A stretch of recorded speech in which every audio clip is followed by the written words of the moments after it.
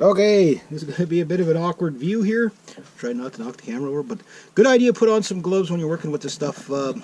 It's going to sound a little bit disgusting, but I'm going to tell you something just so you know what's going on. So you're working on a bike, suddenly you start to smell the fuel because you're in a ventilated area, but probably not as ventilated as you should. And all of a sudden you got to go to the bathroom really bad. What that is it's your body's telling you you're sick because of the fumes. Not that you're actually sick, but it's just, which tells you you're healthy because it tells you the sensitivity you have there, so that's good. But I'm looking at it so that screen doesn't look too bad. I'm going to take this O-ring off. I forgot to grab my, very gently. Definitely don't damage anything. I will take lots of pictures, and you will see these pictures on my blogger. So you can see there's a little bit of corrosion on the bottom of that. Okay, that's just, but the tank doesn't leak, which is good, but I'm going to clean that up so it doesn't leak when I put it back on. There are tiny little washers that you have to be careful with too. Where am I going to put this? I'm going to set this right here so I don't forget about it. But there's your fuel screen. You can see there's a little bit of stuff on there. Gentle. I don't know how easy it is to replace all this stuff. But everything looks good. Electrical connectors are nice and tight. You can see, hopefully it's focusing. And the reason why I kept it on is this little fitting right here is a real pain in the butt, and it will not come out. And that's probably about 35 cents. But you bust it, it's 2 months to wait for it. Why? Because that's Murphy works, Luck works 1 month down.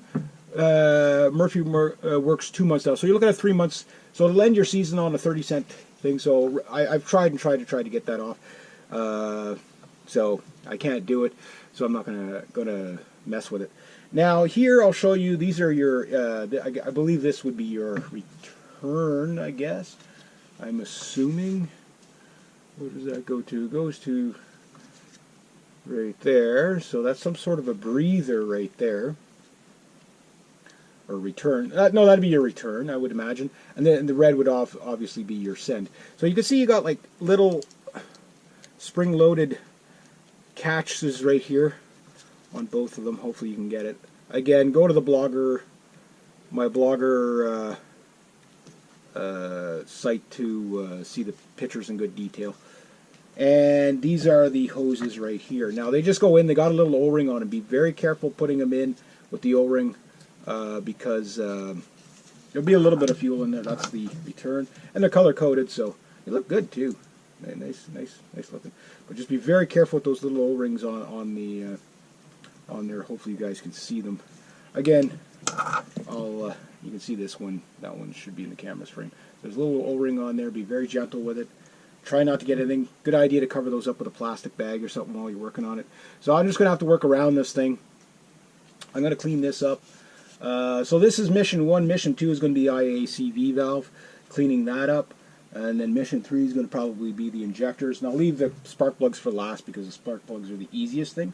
I tend to like to work on the hard stuff first because then I don't curse as much in the long run, right? And it's not good to use foul language anyway. So, yeah, so I'm going to probably cover this up.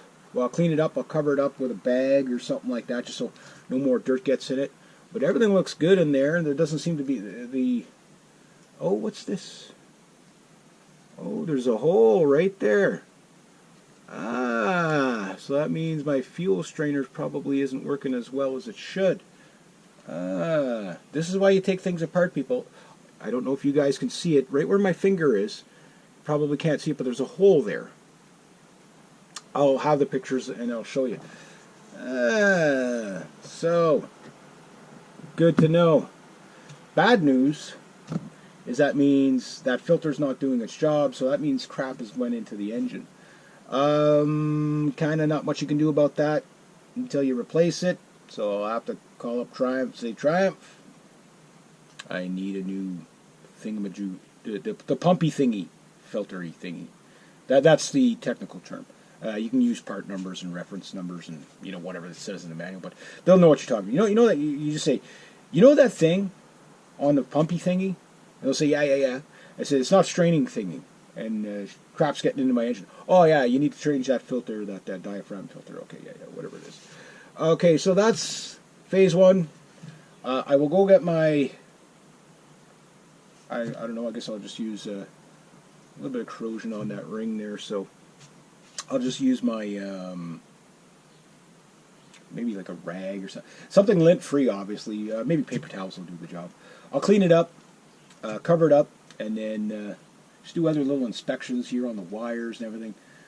Try not to fondle everything too much, but just check the connectors and stuff to see if anything's loose, and hose clamps and stuff like that. But everything looks good on there. But what does it look like internally? Well, that I don't know, and because of that little hole, that might be a problem. That might be a problem. So if there's any problem with this pump, it probably would be that it would be, that these things would be clogged.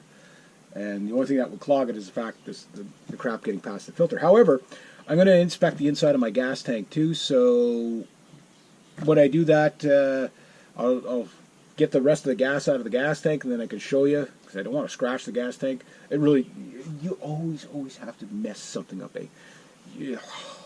Like scratch. You picked it up in broad daylight and you scratched it. Anyway, but yeah, so I'm going to get that going. So the good news is it's probably not the cause of my problem for my idling, but that's also bad news in a way, because the bad news means it's something else and I got to track it down. So the next thing is going to be the IACV valve. But before I do that, I'm going to finish this whole job first. I will leave this off just because the tank in the way, it's just going to get scratched up and spanked around and end up getting dented or something like that. And you know, this bike is not perfect, but it's almost perfect, you know. So yeah, it's a rider, it's not a show bike, I get it, but as clean as possible is what I want, and as scratch free as possible is what I want. The other thing too is make sure you get yourself a clipboard. Mark these things down. So I'm going to have to, because you're not going to remember. So I'm going to mark down on my clipboard. Fuel diaphragm has hole, stuff like that.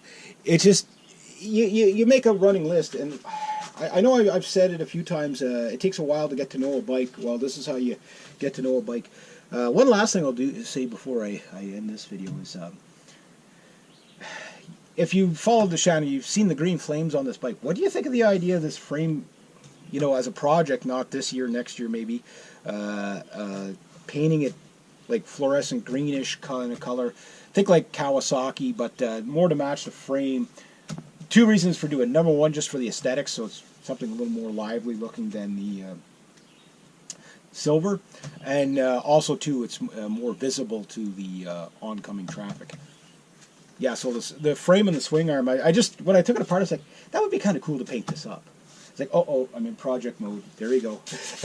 All right, so I'll deal with this pump. I'll show you when I got it cleaned up, and well, it's just basically I got to clean this little rim here, clean out that groove, clean the O-ring, cover it up, and yeah, there we go.